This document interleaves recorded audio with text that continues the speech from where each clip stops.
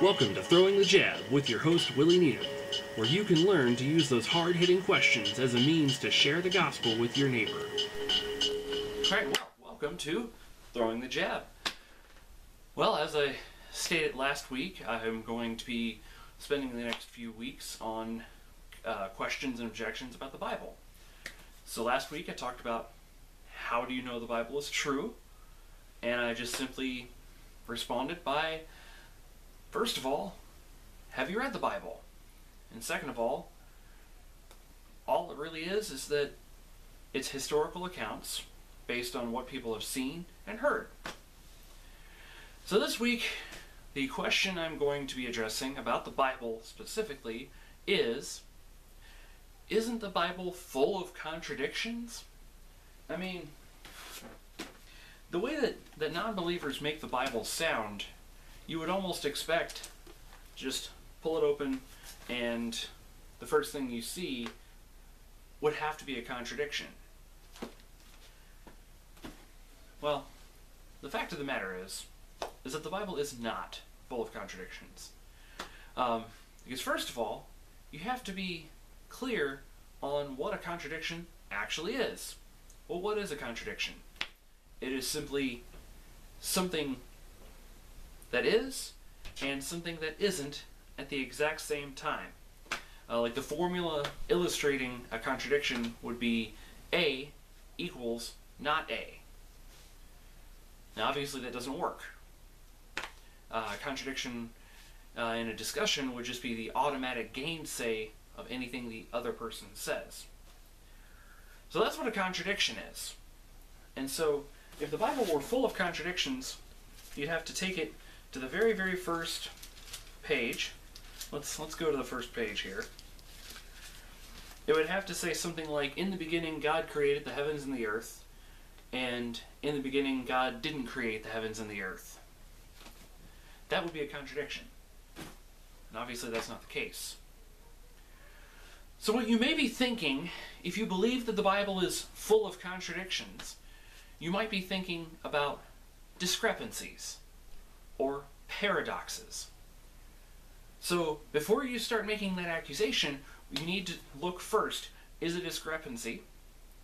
Or is it a paradox? Or is it a flat-out contradiction? Now, an example of a paradox within the Bible would be the Trinity. One God manifest in three persons. It's a paradox.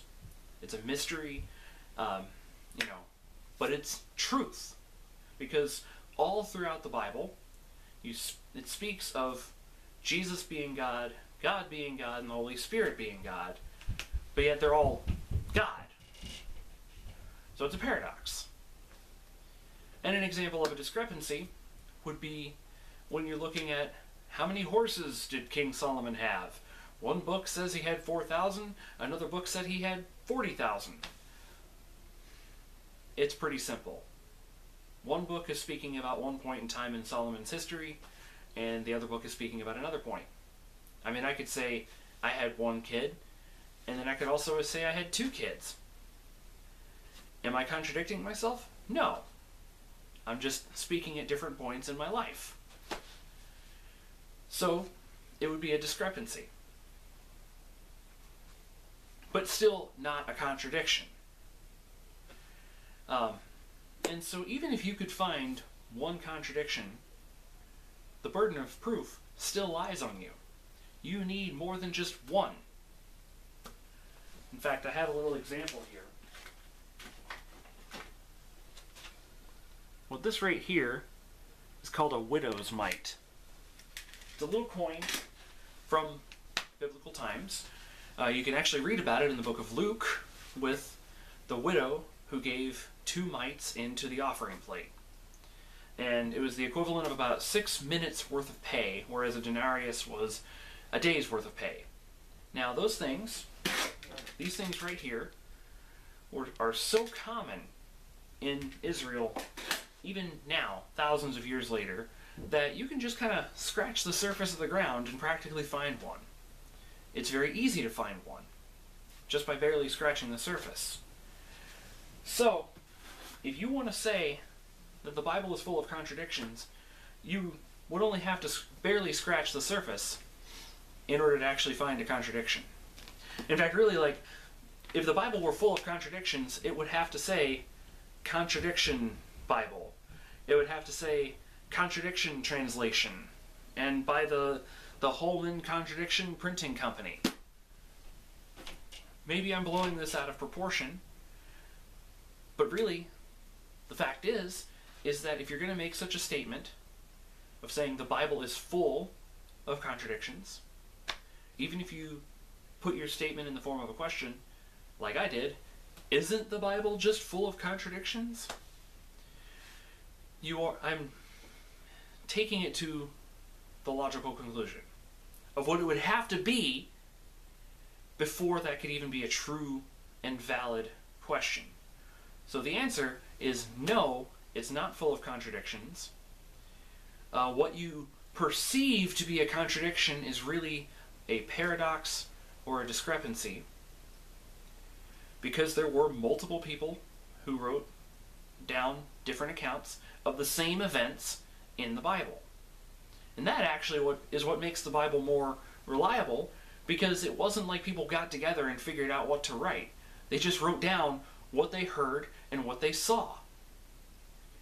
You see, if there was this perfect, like picture perfect, cohesive flow to the storyline, where everything just was exactly the same, then that means that, like, they were just getting together, like, okay, you write about this, I'll write about this. No, that's not the case. So the Bible is a very reliable source of information, a very reliable source of history, and it is what we base all of our theology on as Christians. But that is the best way to respond when somebody asks if the Bible is full of contradictions.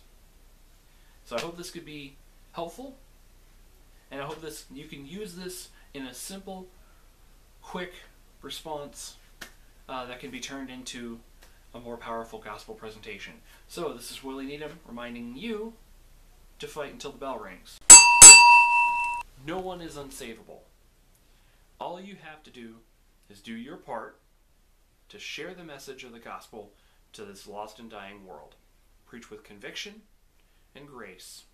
And remember, most importantly, fight until the bell rings.